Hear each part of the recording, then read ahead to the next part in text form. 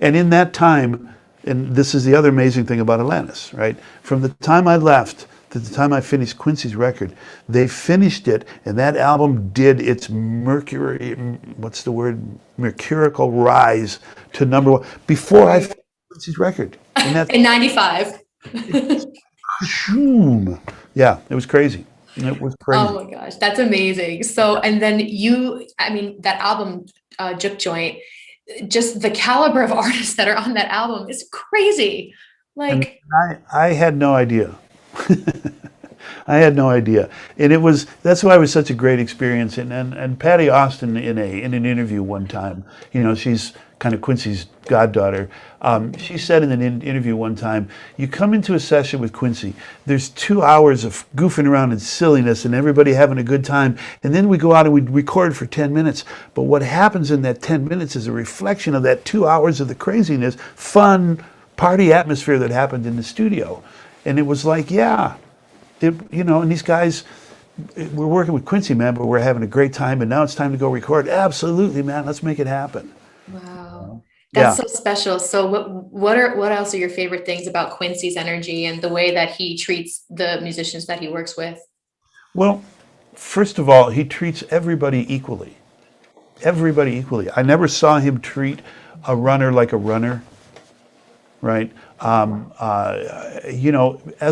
As an engineer, I mean, I got hired in to do the project, and it was because who am I filling in for, man? I'm filling in for Bruce Swedien, for crying out loud. I'm nervous, right? But he never questioned anything I did. It was never, is that the right microphone? Are you sure you're doing this right? Any of that stuff. It was all, great, son, great, let's, do it. And I introduced him and the world, I might remind the world, that ADATs and these little digital recorders were not toys, they were tools, right? So that's where I got one of my, I learned how to come up with these sayings having worked with Quincy. My saying is, people say, oh, it's a toy. I say, it's only a toy in the hands of a child. Hey. That's glorious. I think it speaks to so many volumes, just the simple concept of lifting somebody else up to a level and like giving them that. Like it can do so much for anyone. He didn't walk by anybody. He would come in and jolly around with the receptionist and talk to the runners as they were, and it's like he talked to everybody. He was just, and then that was, everybody wanted to work with him. Everybody wanted to work for him. It was an amazing opportunity. And for me, Glenn Ballard was signed to Quincy's company as a producer. So that was how I knew Quincy. I'd never worked with him before, right?